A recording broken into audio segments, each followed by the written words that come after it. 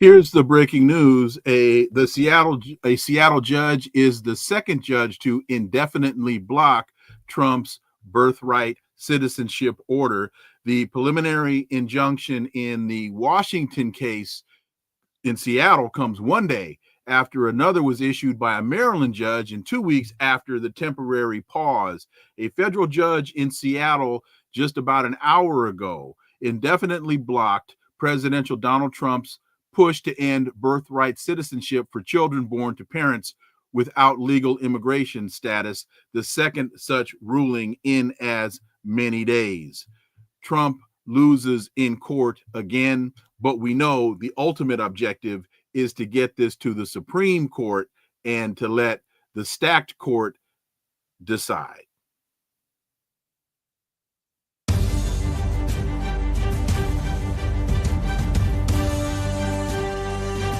Connecting the Dots with Dr. Wilmer Leon, where the analysis of politics, culture, and history converge. Good afternoon. President Donald Trump has proffered a solution for the Palestinian issue in Gaza. He wants the United States to take over Gaza and force millions of Palestinians out. While standing next to Israeli Prime Minister Benjamin Netanyahu, Donald Trump said the United States should own Gaza and develop it into the Riviera of the Middle East. But that's actually what the world used to call Beirut, Lebanon. He actually stood before a world audience and announced that he wants to clear 2 million Palestinian human beings from Palestinian land and give them, quote, a good, fresh, beautiful piece of land. It would be my hope that we could do something really, really nice, really good, where they wouldn't want to return, end quote. This sounds eerily reminiscent to me. I've heard this story before. Once upon a time, long, long ago, the 1940s, in a land far, far away, Germany, there was this ogre, a really evil man who ruled the land, and his name was Adolf Hitler. And there was a group of people that he did not like. Actually, there were a few groups of people that he did not like, Jews and gypsies. And he felt he had a problem with them. He and his henchmen had a question. It was called the Jewish question. What to do with these undesirable people? Hitler and his henchmen, the Nazis, came up with a solution. They called it the final solution. What Netanyahu and his Zionist colleagues are doing to the Palestinians, the solution that Trump has proffered, sounds a lot like that final solution from a long time ago. I guess J.D. Vance was right. Let's connect some dots and find out.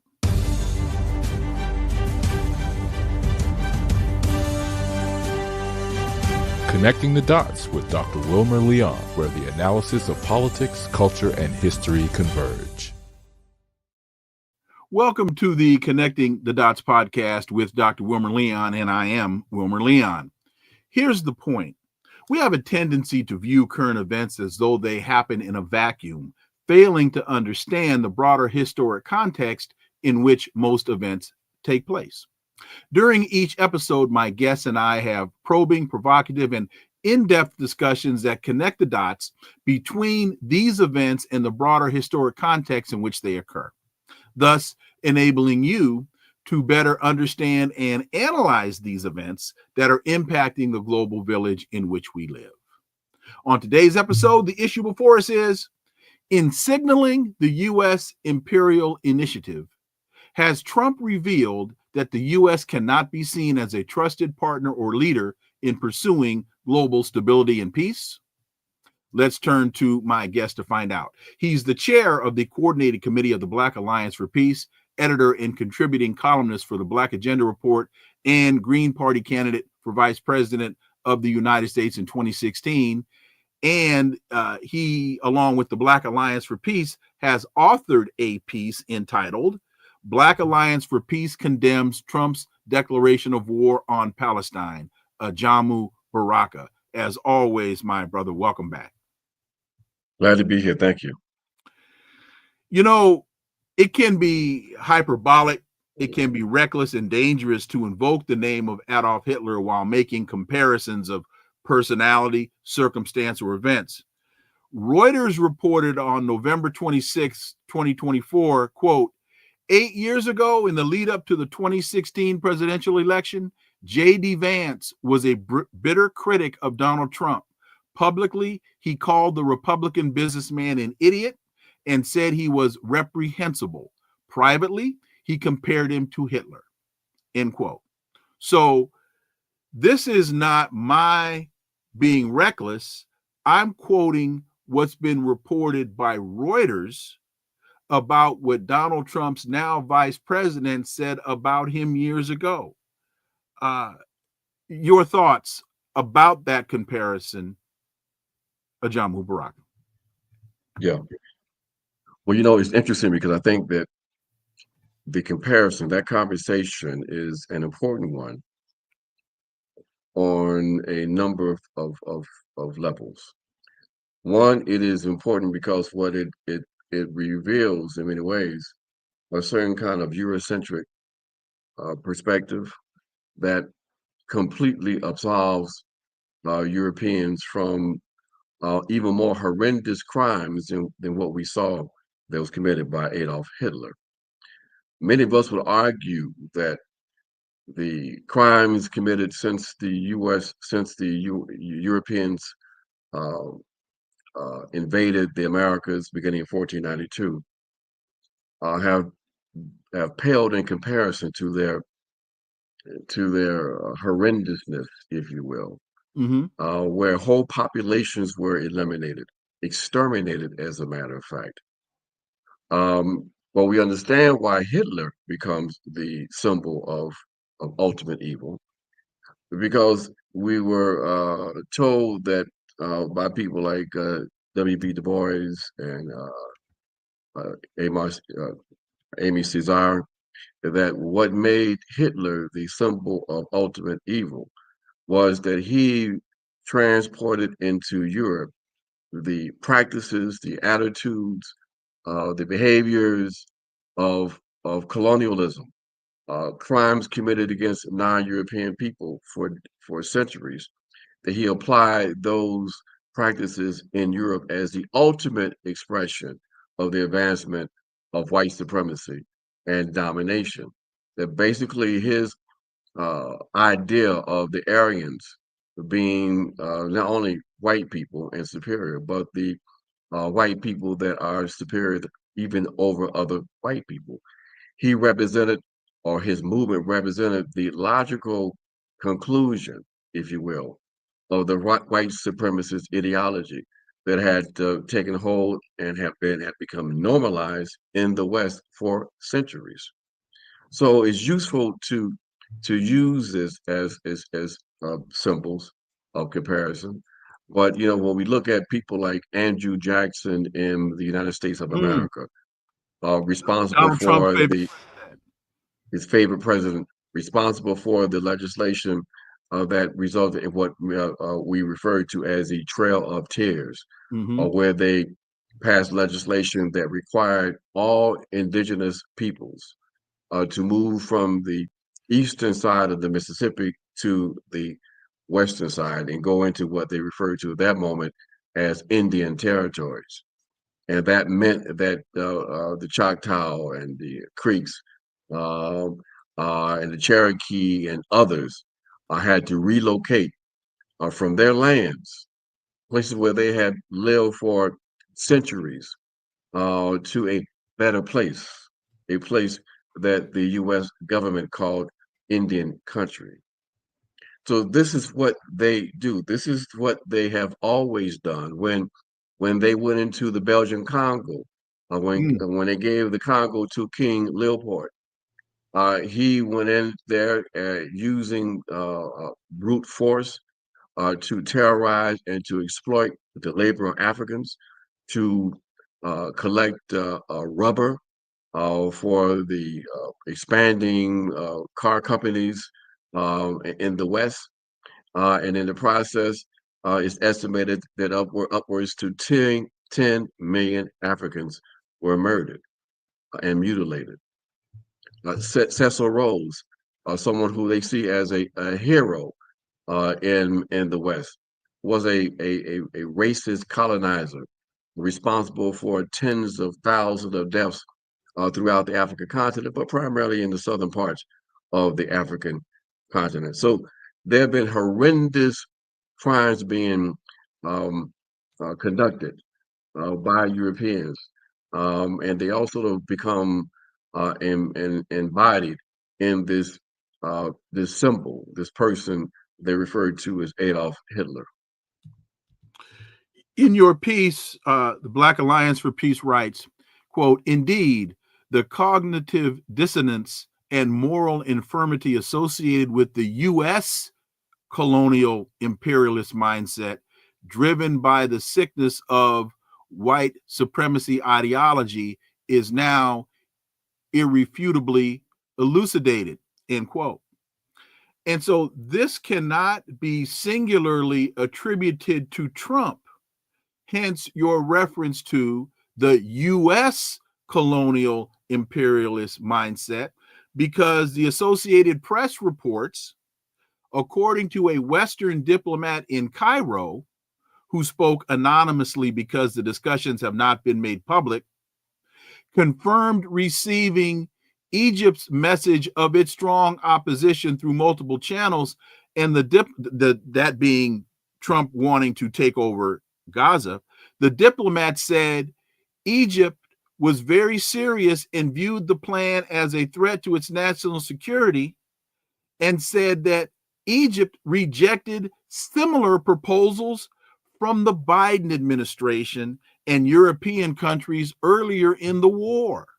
So what people are now running around crying fire and screaming fire and calling foul and how irresponsible and racist this is, Egyptian diplomats say Joe Biden made the same proposal. Exactly. And that's the issue. That's the connection we are making in that piece. That people tend to forget that the U.S. is a settler colonial project, that it was established through the systematic slaughter of the indigenous people and the enslavement of African people. So there's a mindset here, a normalized a white supremacist mindset that has to be brought into the equation. So when the Israelis, the fascist Israelis, the Europeans and someone tried to suggest to me that this wasn't a very appropriate connection when I said that basically these Zionists, most of them who were secular, who created their movement, they pimped Judaism in order to win people to their side, to give a justification for the invasion of Palestine and the collaboration that they were seeking and received from other colonial powers, primarily the British, and that this has been a central component of how they have been able to rationalize and justify the horrific treatment that they have meted out to Palestinians. First with the first Nakba, where they engaged in a terror campaign beginning in 1947 that ended up with the establishment of the state of Israel in 1948. And the subsequent wars of expansion that they have fought, colonial wars of expansion that they have fought since that time. And this latest move made by the fascists to create a final solution for the Palestinians, as you open up this show with, that basically, what do we do with these individuals who we don't want there because we want their land? And if we can't kill all of them, then we have to drive them out. That was the primary objective of October the 8th, if you will. They felt that they had the conditions necessary to, in fact, execute the final solution of driving the Palestinians out of Gaza, and then systematically encouraging settlers with the help and support of the Israeli military to engage in terrorist activities on the West Bank. The Israelis were upset that they were getting pushback from the U.S. because they made the argument that, look, you all had the space and the opportunity to do what you did to consolidate your project. Why are you all putting constraints on us? And in fact, I made the argument that you can't even understand completely the coup that was exercised by the donors in the Democrat Party, um, unless you make this connection. The fact of the matter is the mild pushback that the Biden administration has made toward the Israelis to help to not completely expose the U.S. as collaborators with racist genocide. Even that was too much, and that became part of the trigger that said that we're not going to allow any opposition to this project, and therefore Joe Biden's got to go, in essence. And that was one of the elements, I think, a key element, in my opinion, for the coup that was raised, successfully executed against Joe Biden, because the Israeli fascists are saying we want the same opportunity to consolidate a greater Israel, not only in terms of from the river to the sea, but our aspirations in southern Lebanon and parts of Syria. And we don't want any constraints. And we believe that the historical conditions exist today for us to be able to realize a greater Israel. And we don't want any opposition to that. That's why many of them also ended up providing financial support to Donald Trump. So, this idea of this objective was shared, as you just laid out again, from the Egyptian diplomats, but it was really kind of an open secret that the Biden administration, they really wanted to, and they supported creating the conditions, the terror conditions that would compel Palestinians to leave the Gaza Strip and to go into Egypt. And that's why the Egyptians had to protect themselves. They understood that they would be completely destabilized if that happened, to basically fortify that border and to put up a wall and say we can't allow that to happen. Same thing with the Jordanians, that they were not going to allow that to be dumped on them. And so, yeah, the fact of the matter that they allowed the Israelis to engage in the terror campaign, to me, is the evidence that suggests that they were on the same page from day one on the campaign to basically drive the Palestinians from Gaza. So now everybody's pretending, the Democrats are, that is, pretending like what Trump is proposing is so dramatically different. No, the difference with Trump is more honest in his crudeness. That basically he's articulating in open what many of them have wanted to say and wanted to do. And but it's and that's where we are today, Dr. Leon. Trump just sits at the dinner party and sits at the dinner table at the dinner party and burps and farts at the table. He while everybody else is having their pinkies in the air talking about très gauche and all these other kind of things, he just sits there eating hamburgers and burping and farting at the table. But Dr. Leon, that's yeah, why they hate. That's why they hate Donald Trump. that's my Because Donald point. Trump basically he is them. He's a 19th century man. He's a 19th century frontier man that finished clearing the West of indigenous people, that started the war in the Philippines. This is the colonial project. This is the And white chopped off the supremacist hands of colonists. black people in the Congo. Exactly.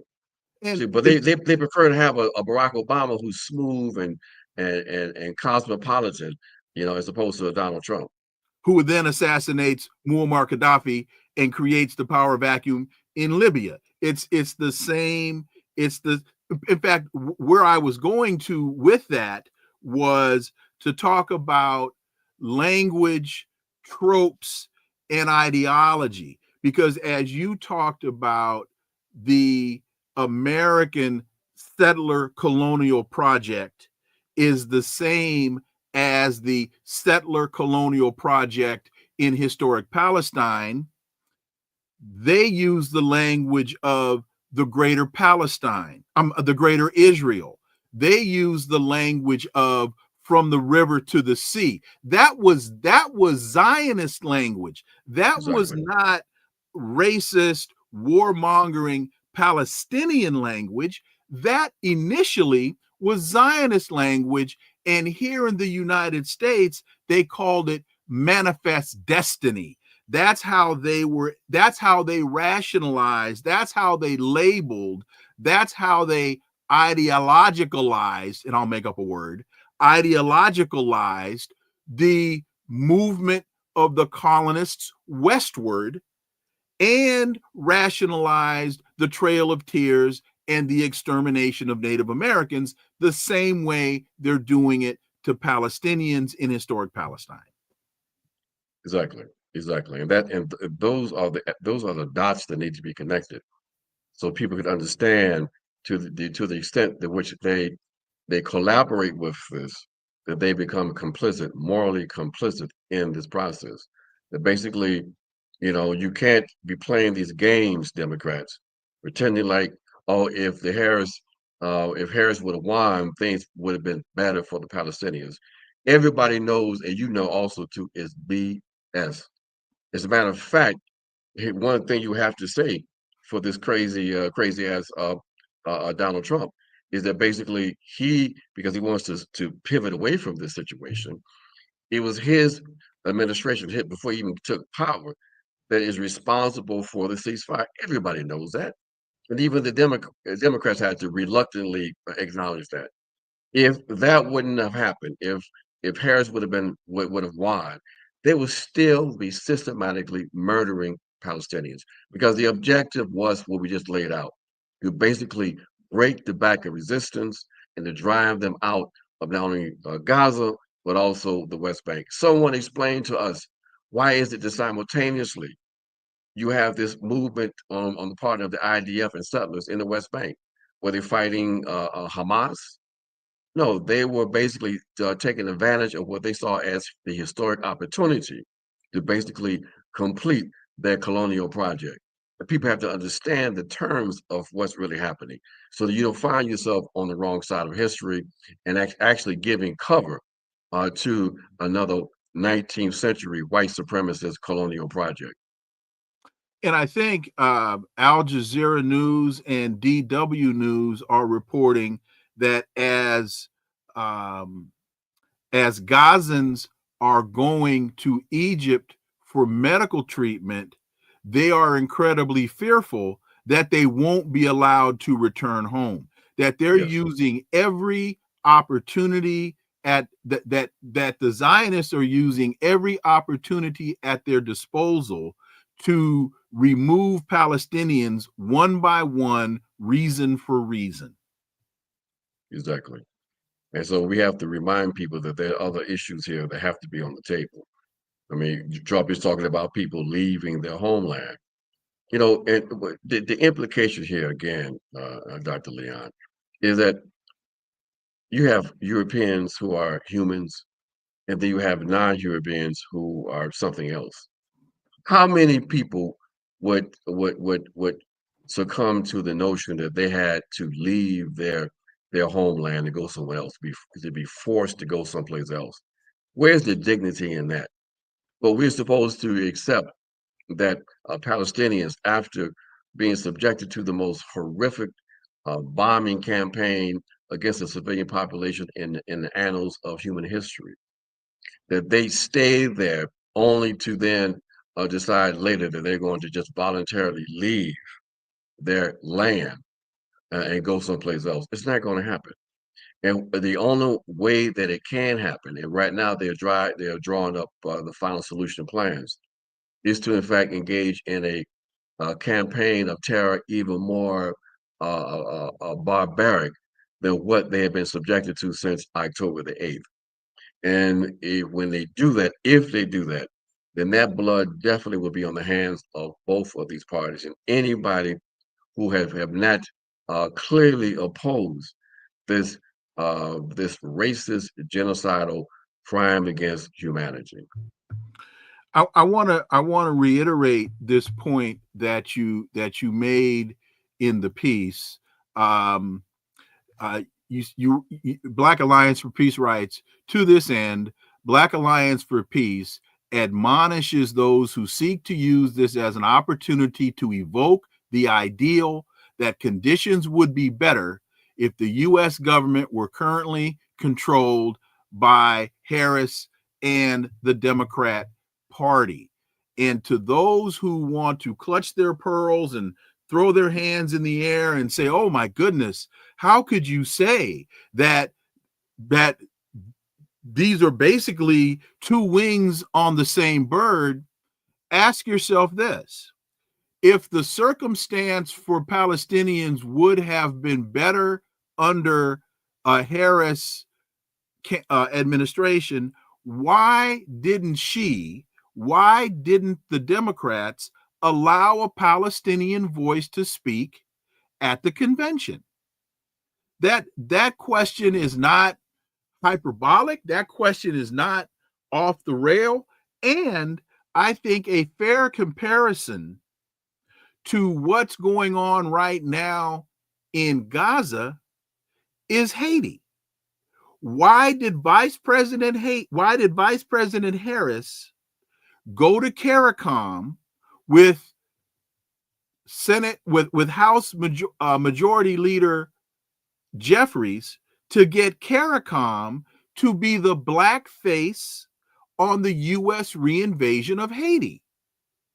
I don't think that those two things are that far apart to where one cannot draw a conclusion that the same mentality in Haiti would be the same mentality in Gaza.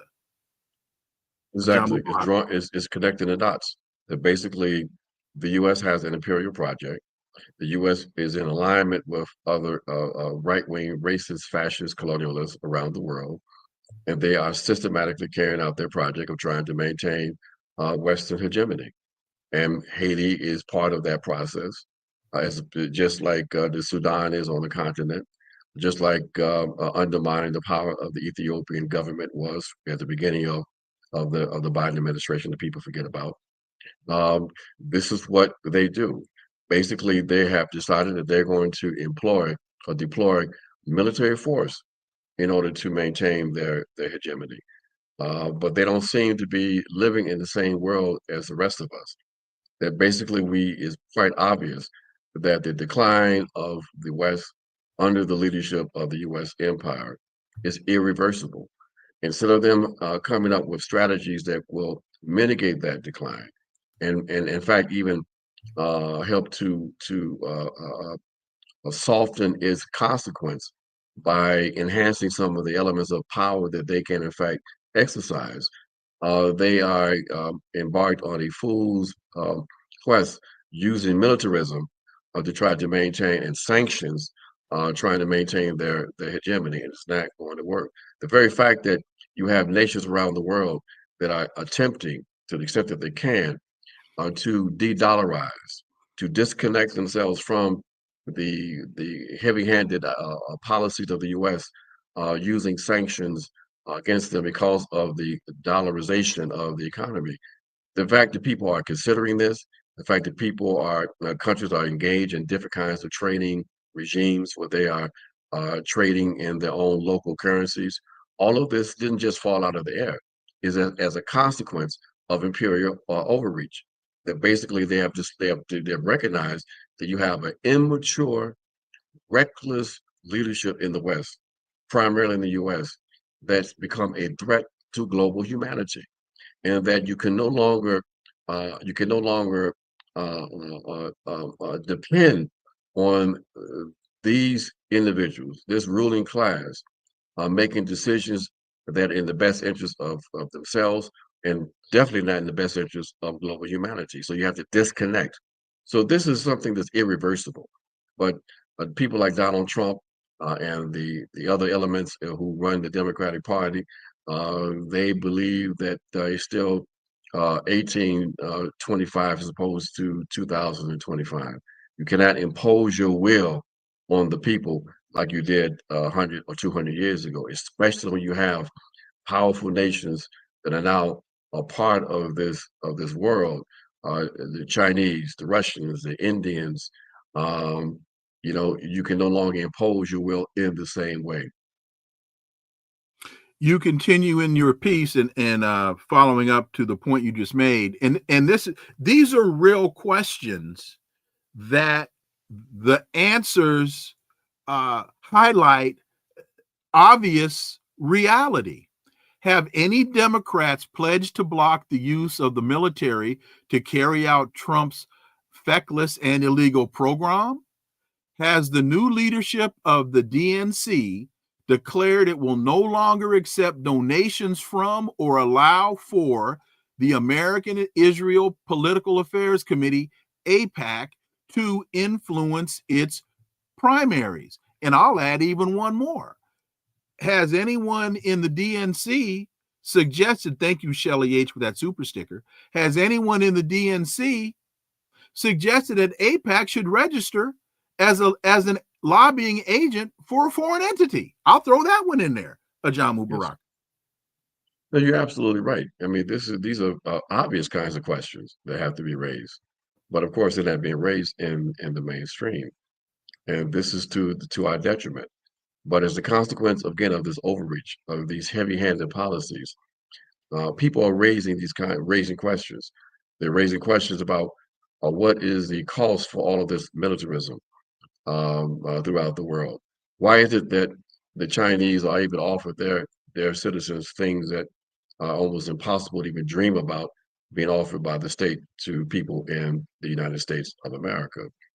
When it comes to the situation with Gaza and the Palestinians, people are raising the question: how can we have any kind of stability? How can there be stability in the region unless there, in fact, is a solution that provides a state for the Palestinians? It is almost an illusion. It's sort of psychotic on the part of policymakers in the U.S. and in Israel, who believe that there is a final solution to this situation, short of the Palestinians having their own state where they can exercise freedom and self-determination. So they are not operating in alignment with objective reality, and that's what's making them so incredibly dangerous. And that's why it's so important that the international institutions finally find some backbone and begin to try to put a break on these wild, reckless policies coming out of Washington and out of Paris and London, that basically, unless we put a break on these elements, then we are looking at the possibility of the collective humanity going down the drain, because we still have a situation in Ukraine is not resolved. That basically the possibility of an accident because of the escalation taking place on the part of the West that collectively have been fighting the Russians for the last 2 years. That has to be resolved. Situation with Gaza and Palestine has to be resolved. Because of the model of lawlessness that the U.S. and Western Europe has presented to the world, we find that now other lesser nations, if you will, like the Rwandans, are engaged in land grabs right now in eastern Congo. You have the Turkish government involved in expanding the Turkish state, engaged right now in an invasion and occupation of northern parts of northern Syria. So there's lawlessness that's been a result of this, of the models coming out of Europe, what I refer to as a international Hobbesian state of nature, where where power makes all of the final decisions, and so it is insecurity and danger for all of us as a consequence. I'm so I you see me smiling when you mention the Hobbesian state of nature, because in my American government class over the last 3 days, I've been talking to my class about Thomas Hobbes and John Locke, and also Rousseau, and the state of nature. But in the talking to them about the social contract theory and how the former Secretary of State under Biden and the new and the rules-based order, how the rules-based order is in violation of the social contract theory. So I was smiling to myself to say, oh wow, I must be on the right track. If Ajamu Baraka is talking about the Hobbesian state of nature, then I must be on the right track. You in your piece, you talk about, it should be noted that Trump's Gaza grab declaration would require the use of U.S. military force, which would be a violation of international law, the Geneva Convention, and the basic tenets of human rights. And it's also, I think, important for people to remember that his son-in-law, Jared Kushner, articulated this Gaza land grab 6 years ago while he was in the process of allegedly negotiating the Abraham Accords. He was talking about turning Gaza into a Mediterranean resort. And a lot of people just dismissed that the same way they were talking about in 2016. Trump's objective was the deconstruction of the administrative state. And that's what we're seeing here with his attack on the government, which we'll get to later. But I just use that as other evidence of he telegraphs his punches. He tells you exactly what he's going to do, just like the boorish guy that's farting at the table. He telegraphs exactly what he's going to do. People just laugh, chuckle, and dismiss it as rants of an idiot, but he's crazy like a fox. And then but the questions that are being raised, and you're raising them, are very, very important. I mean, you can have an authorization to use military force against what can be defined, or what they define as terrorist threats. But what would be the justification for using U.S. military power to engage in a land grab in the Gaza Strip? Not only are you engaged in a ongoing illegal activity, the International Court of Justice said that the activities of the Israelis in the occupied territories in Gaza and in the West Bank, with settlements and everything else, were in fact illegal. We know we have an ongoing genocide, even though it may not have been declared yet by the International Court of Justice. We know the credible organizations like Human Rights Watch, like Amnesty International, like most of the international human rights organizations, have said basically we have an ongoing active genocide, which means that there's the real possibility of real prosecutions going forward. So you have this ongoing illegality, and now you're going to commit the U.S. state to not just being in the background and providing the means for the illegality, but to be active participants, and to put potentially young soldiers, many of them who will be non-European soldiers, people coming from colonized situations themselves, into a situation where they are going to be used to engage in ongoing illegal activities. So this kind of lawlessness that we referred to a few moments ago continues, and the fact that it's not being raised and vigorously opposed in the West, in the U.S., I think it indicates the kind of deterioration of morality that's been we've been seeing over the last few decades with this war on terror. So it is a terrible situation, Dr. Leon, that this government finds itself in, and more particularly, more importantly, the people of this state finds themselves in, because basically all of these activities are being done in their names. And we make the argument in the Black Alliance for Peace that if you're not actively opposing this, then you are basically in collaboration with it. You are complicit in its implications. And, it makes no sense for us for that to be the case. It makes no sense for us that with this blatant genocide by the Israeli Defense Force taking place, that there will be the normalization, the continued normalization of relationships between local U.S. police departments and the IDF, where they're still providing training, where there's still these agreements between these two entities. We say that if you are concerned about Palestine and Palestinian people, that you should join us in these local areas across the country where you have these relationships between your local police departments and the IDF and break or sever that relationship. Connect that to the fact that these local police departments are continuing to arm themselves to the teeth through the Department of Defense 1033 program. For what? To basically repress opposition. Stand in solidarity with those students who are still trying to raise principal criticism in opposition to what's happening in the Gaza Strip.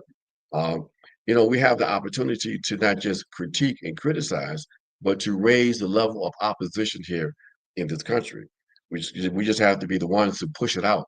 And that is, in fact, what we're trying to do with the Black Alliance of Peace, to raise these issues, but also to raise them in a way that will compel people to consider joining organizations, joining in these efforts to try to counter these fascistic developments that are taking place here in this country and globally. Elaborate a little more, if you would, please, on my point about Donald Trump telegraphing his punches, because, and I'll bring this up again because I think this is very important. During the 2016 election, and Unemployed Scholar, thank you so much for that super sticker. Steve Bannon told the American people that the objective of the Trump administration would be the deconstruction of the administrative state. And that went over I believe, that went over the head. Nobody asked him, well, what does that mean? How do you plan to do that? What's the benefit? What's the upside? Why is this even being discussed? And now we see with the executive orders that the president has signed, and now some of them, whether it's the attack on the 14th Amendment, telling federal workers that they're being offered a buyout and that they'll be paid through, I think, the end of September, even though the government hasn't allocated funds past March. This is, as I see it, an attempt to literally deconstruct the administrative state. Ajamu Baraka. You're absolutely right, but the telegraphs are telegraphs that people appear to hear more so than the telegraphs of policies that come from the Democrats. But on this issue of the administrative state, we have to keep in mind that there's been legislation, there's been court cases that have basically given more power to the executive to, in fact, deconstruct the administrative state. They have imposed some real constraints on the administrative state, meaning the bureaucracies. And so one of the things that the Trump administration understood from the first time around was that if they're going to be able to impose their agenda on the population, that they would have to govern. And they saw the constraints imposed on them the first time around. This time they are prepared to, in fact, do what they believe they need to do in order to be able to govern and to advance their agenda. And one of the things they're doing now is systematically slicing off the various the top levers of the bureaucratic state, going beyond just the appointments that they can make as a new government in place. They are going deeper into the various bureaucracies, the various administrative agencies, and attempting to try to rid themselves of opposition, of those career bureaucrats, if you will, those career administrators that are in positions to basically advance or to block orders, policies, if you will, coming from the top elements of the executive branch. So this is a partial revolution, if you will, because we haven't seen like anything like this in U.S. history. It's something that happens when there's a revolutionary process, and a government comes in place and begins to try to dismantle the state representing the dominant interest of the elements that you just overthrew. And so what the Trump forces are doing, and Bannon is, I think it's correct for him to label himself as the right-wing Leninist, that basically they understand from their reading of history how one attacks and addresses the issue of state power. And they are doing that, and whether or not they're going to, how deep that might be remains to be seen. I'm not that concerned, Dr. Leon, about the 14th Amendment, the EOs that are attempting to try to eliminate birthright, citizenship. That's going to require a constitutional amendment, even it gets to the Supreme Court. We've seen with the Colorado case that the majority of the Supreme Court, if the law is, they're not making up law, even when they make these major reversals, in my opinion. There's no basis there for the 14th Amendment to be altered by a decision coming from the Supreme Court. That's going to require a constitutional change. But they have other things they're trying to do that have implications that are probably going to have to be resolved in court.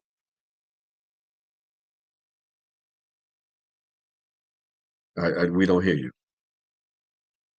I'm sorry. I said I hope this isn't too theoretical or esoteric, but I'm also talking to my kids about the labels that we've gotten used to using.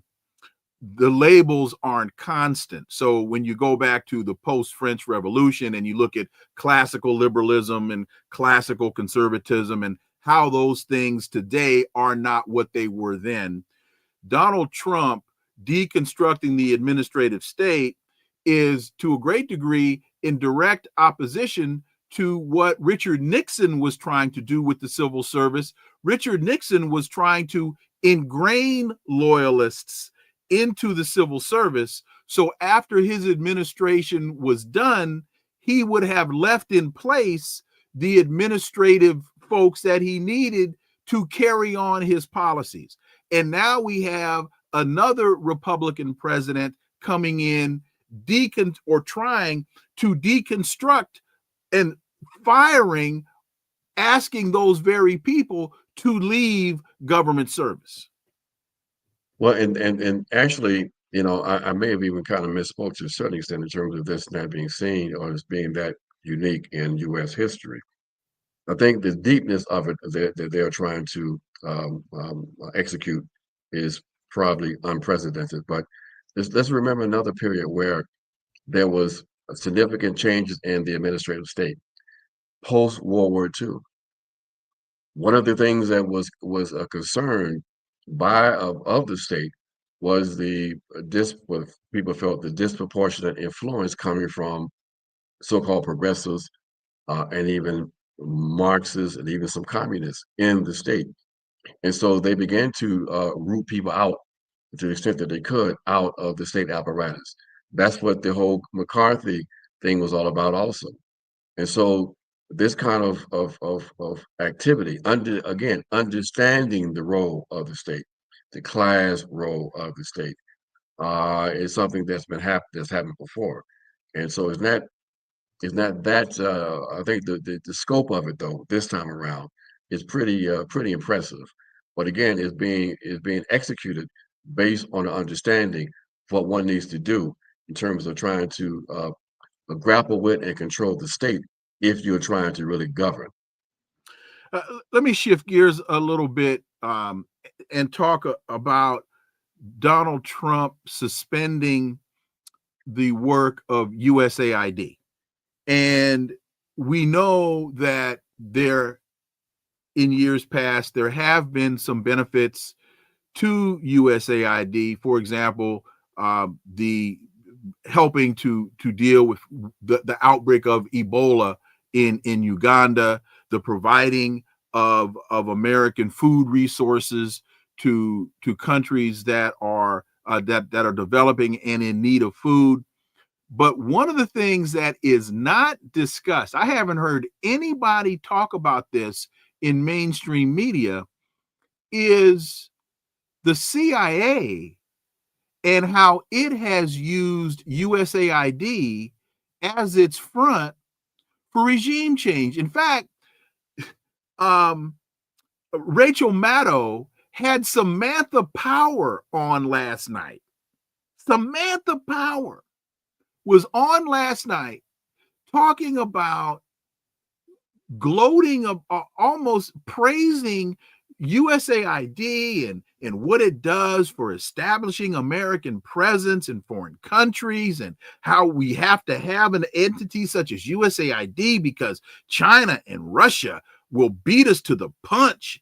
All of this, and nobody talks about USAID and how they try to overthrow Nicolas Maduro, for example. Look, exactly. It's a complicated situation on one level. Of course, the CIA has used and worked through USAID and other agencies. The National Uh, Endowment for Democracy. exactly. But, wiser heads have always recognized that you can't rule an empire with just what happened. You have to be able to use effectively soft power. And so these agencies, these programs have been the soft power component Mm-hmm. of US hegemony. And they've been useful. And they have in fact addressed some real needs that people had around the world. But they've also been useful for undermining democracy. It's funny because there was an announcement yesterday that said that the people were surprised that USAID money has been used to prop up various kinds of media outlets around the world, including within the US. Mm-hmm. Okay.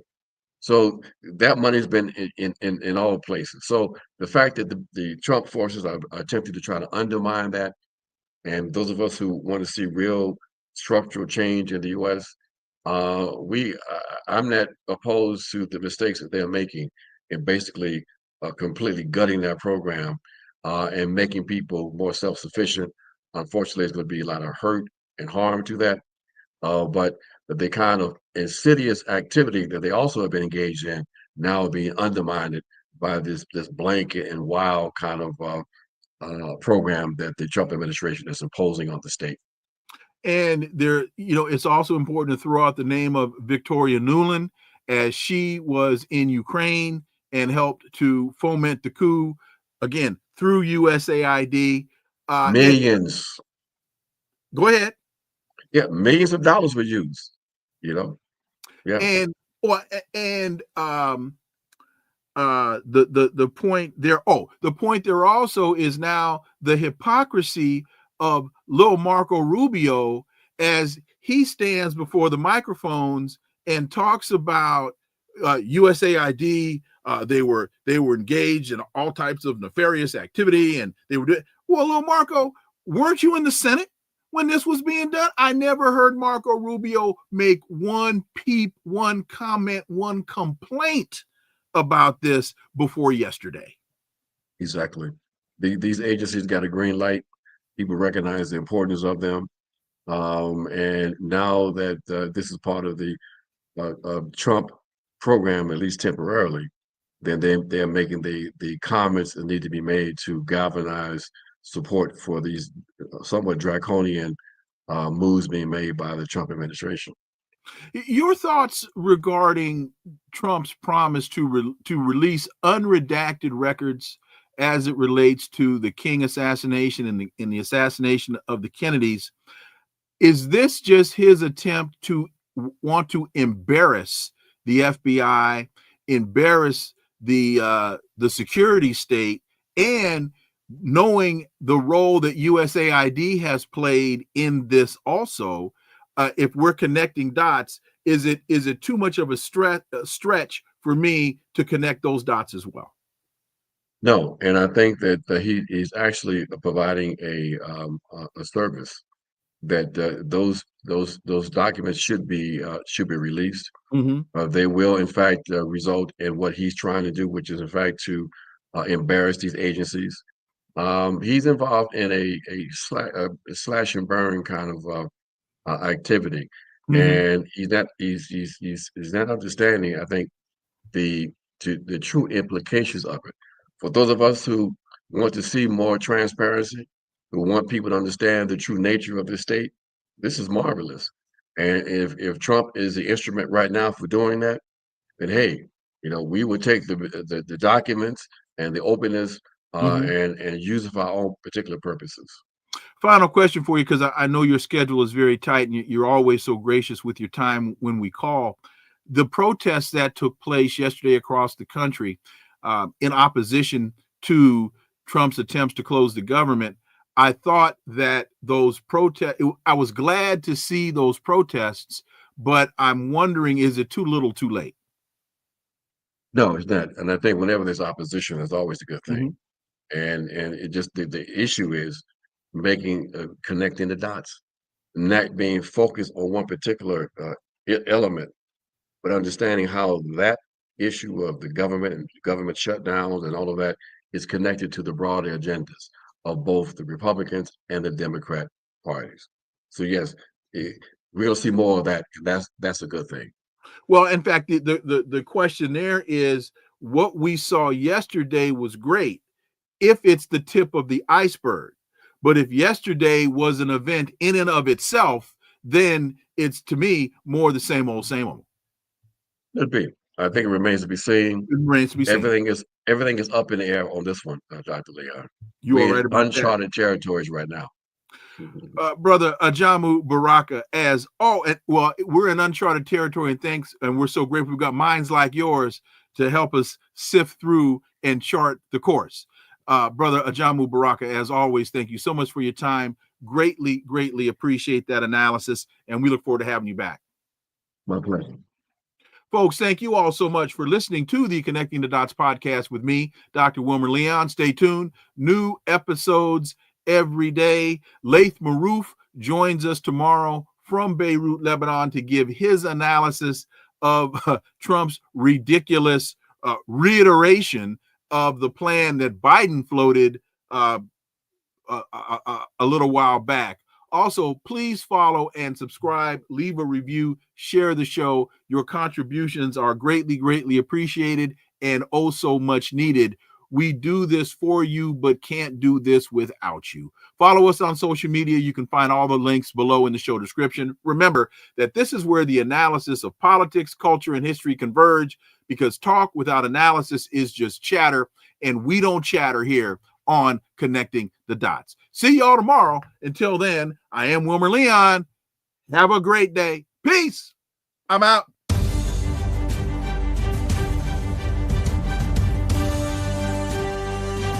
Connecting the Dots with Dr. Wilmer Leon, where the analysis of politics, culture, and history converge.